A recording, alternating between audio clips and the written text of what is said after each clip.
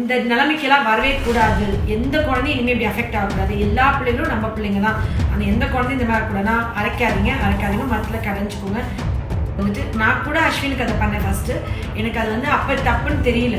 நானே அஸ்வினுக்கு அதை பண்ணேன்.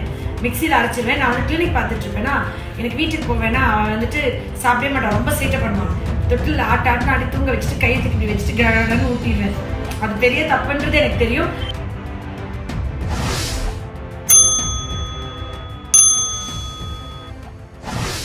வணக்கம், நான் உங்கள் டாக்டர் ஆஷா ரணில் பேசுகிறேன். ஜென்ரலாக ஆட்டிசம் கிட்ஸ்க்கு உள்ள பேரண்ட்ஸ்க்குள்ள பெரிய சவால் என்னென்னா குழந்தைங்களுக்கு வாய் கொப்பளிச்சு துப்ப தெரியாது. அண்ட் அவங்களால வந்துட்டு ப்ரஷ் பண்ணும்போது ப்ரஷ் பண்ண கோஆப்ரேட் பண்ண மாட்டாங்க. ஆப்வியஸாக அந்த குழந்தைங்களுக்கு வந்துட்டு மென்று சாப்பிட்ற ஹேபிட் இருக்காது. மென்று சாப்பிடும் போது இருக்கிறது வேறு மாதிரி இருக்கும். இந்த குழந்தைங்களுக்கு அந்த சூவிங் ஹேபிட் இருக்குல்ல, சாக்லேட் சாப்பிட்றதுல, நாங்கள் பால் கொடுக்கறதுல, ஆனால் பல்லு ஃபுல்லாக சொத்தே ஆகுது, ஈஸியாக அஃபெக்ட் ஆகுதுன்னா அவங்களுக்கு வந்துட்டு டேரெக்டாக எல்லாத்தையுமே மிக்சியில் அந்த மாதிரி நீங்கள் அரைச்சி கொடுக்கும்போது ஆசிட் வந்து அவங்க டீத்தில் ரொம்ப ரியாக்ட் பண்ணால் தான் பல்லுலாம் ரொம்ப டேமேஜ் ஆகிடும்.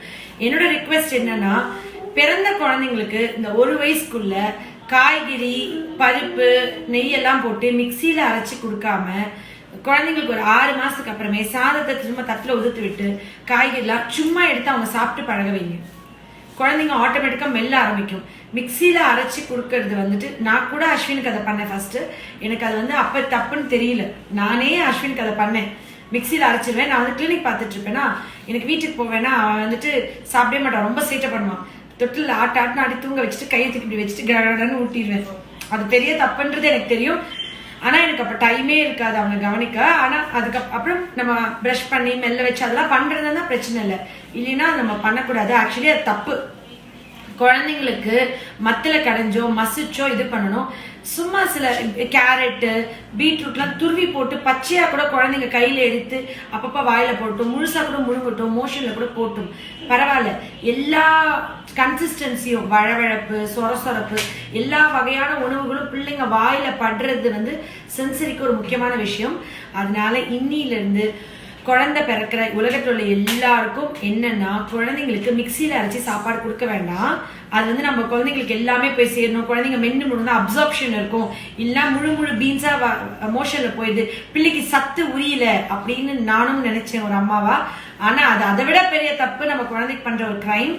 அது பண்ணக்கூடாது. நம்ம வந்து குழந்தைங்க மெல்லலைன்னா கூட, அந்த குழந்தைங்க முழுசா முழுங்கினா கூட அது பரவாயில்ல. அந்த குழந்தைங்களுக்கு மெல்லணுன்ற உணர்வு வந்து முழுசா கொடுக்கும் போது தான் வரும். அரைச்சி கொடுக்க ஆரம்பிச்சிருந்தா அந்த குழந்தைங்களுக்கு உணவை மென்று சாப்பிடணுன்ற உணர்வு எப்பயுமே வராது. அந்த குழந்தைங்களுக்கு பல்லு ஃபுல்லாக ஏதாவது, அப்புறம் பல்லுக்கு, சொத்த பல்லுக்கு, பால் பல்லுக்கு, அதுக்கு நீங்கள் நிறைய ட்ரீட்மெண்ட் வைஸ் போனால் ஹோமியோவில் வந்து அதுக்கு நாங்கள் நிறைய மருந்து கொடுப்போம். பல் வலிக்கு, பல்லு சொத்தைக்கு, இதுக்கெல்லாம் நீங்கள் இந்த நிலைமைக்கெல்லாம் வரவே கூடாது. எந்த குழந்தையும் இனிமேல் இப்படி அஃபெக்ட் ஆகக்கூடாது. எல்லா பிள்ளைங்களும் நம்ம பிள்ளைங்க தான். அந்த எந்த குழந்தையும் இந்த மாதிரி இருக்கக்கூடாதுன்னா அரைக்காதீங்க மரத்தில் கடைஞ்சிக்கோங்க. அது வாழைப்பழமாக இருந்தாலும் சரி, இதுவாக இருந்தாலும் சரி, ஒரு மாதுளம் பழமாக இருந்தாலும் சரி, அப்படியே கொடுத்து பாருங்க. வாழை வச்சு இப்படி ப்ரெஸ் பண்ணி அந்த ஜூஸை குழந்தை சக் பண்ண அப்புறம் அது கொடுத்தீங்கன்னா அது கொஞ்சம் பண்ண ஆரம்பிச்சிடும். முன்பல் வந்தோடனே கொறிக்க ஆரம்பிச்சிடும். பட்டாணி கொடுத்தோம்னா அது கொறிக்க ஆரம்பிச்சிடும். Love you all. நன்றி.